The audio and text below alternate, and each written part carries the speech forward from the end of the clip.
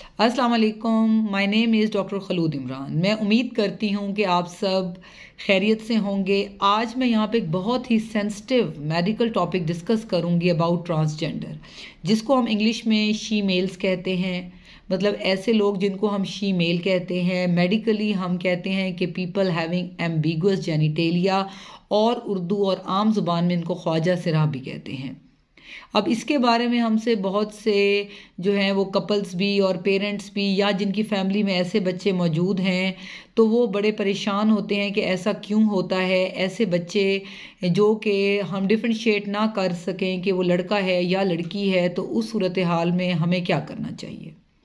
सबसे पहले मैं थोड़ा सा बताती चलूँ कि जो एक नॉर्मल फीमेल है, नॉर्मल एक बच्ची है, उसके अंदर जो क्रोमोसोम है वो एक्स एक्स होते हैं, और जो मेल है उसके अंदर एक्स वाई होता है।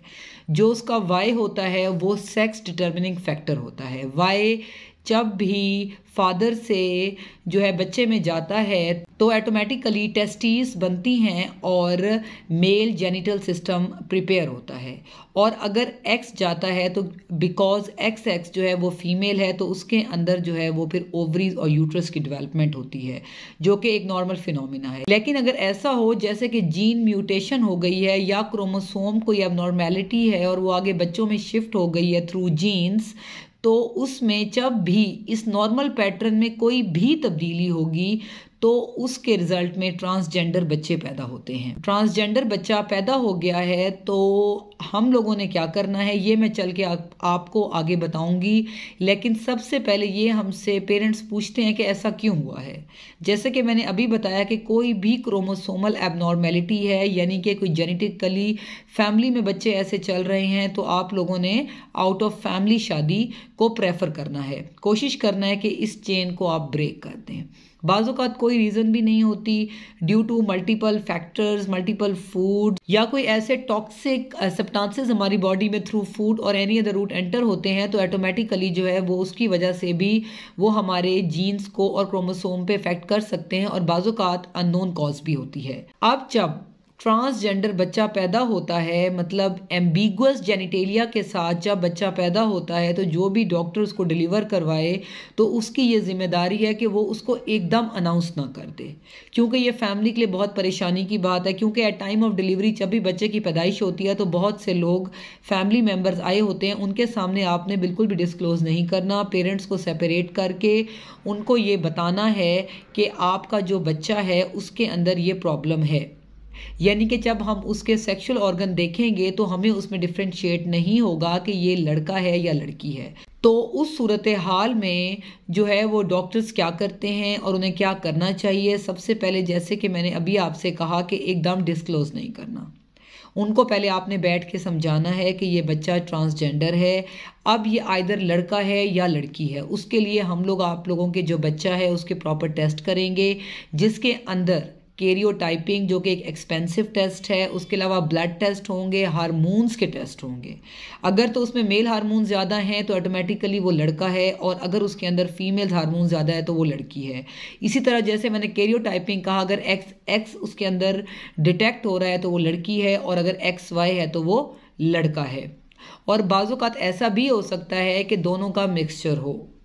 तो उस सूरत हाल में क्या करना है ये अभी हम चल के आगे डिस्कस करेंगे। उसके अलावा हम लोग अल्ट्रासाउंड रिकमेंड करते हैं कि अल्ट्रासाउंड में देखते हैं कि बाज़-औक़ात अनडिसेंडेड टेस्टिस होती हैं, कि जो टेस्टिस हैं वो नीचे स्क्रोटम में नहीं होती बल्कि पेल्विस या पेट में कहीं पड़ी होती हैं, तो वो अल्ट्रासाउंड पे डिटेक्ट हो जाती हैं।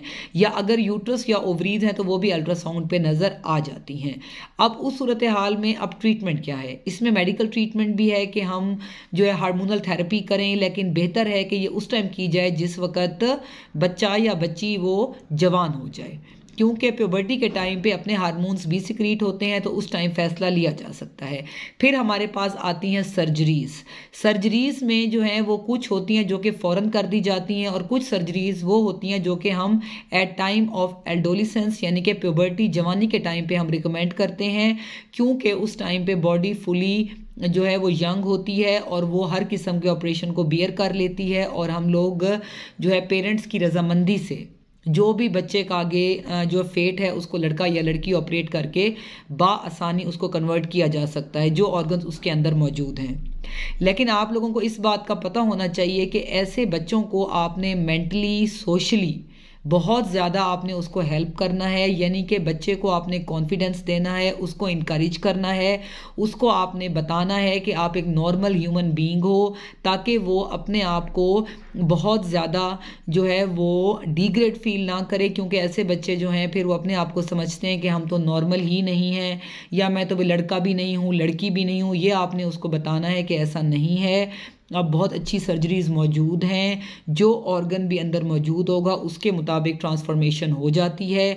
लेकिन सबसे पहले जो कपल्स हैं उन लोगों ने एक्सेप्ट करना है और अपने बच्चे को एक नॉर्मल स्टडी करवानी है, एक नॉर्मल ह्यूमन बीइंग बनाना है, और ताकि वो जो है वो एज अ पर्सन भी और नेशन के लिए भी एक अच्छा इंसान साबित हो सके।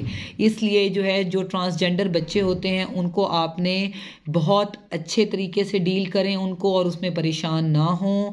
और बाज़-औक़ात कुदरती आजमाइश होती है और उसके ऊपर आप लोगों ने पूरा उतरना है। Stay safe, stay healthy. Thank you so much. अल्लाह हाफिज़।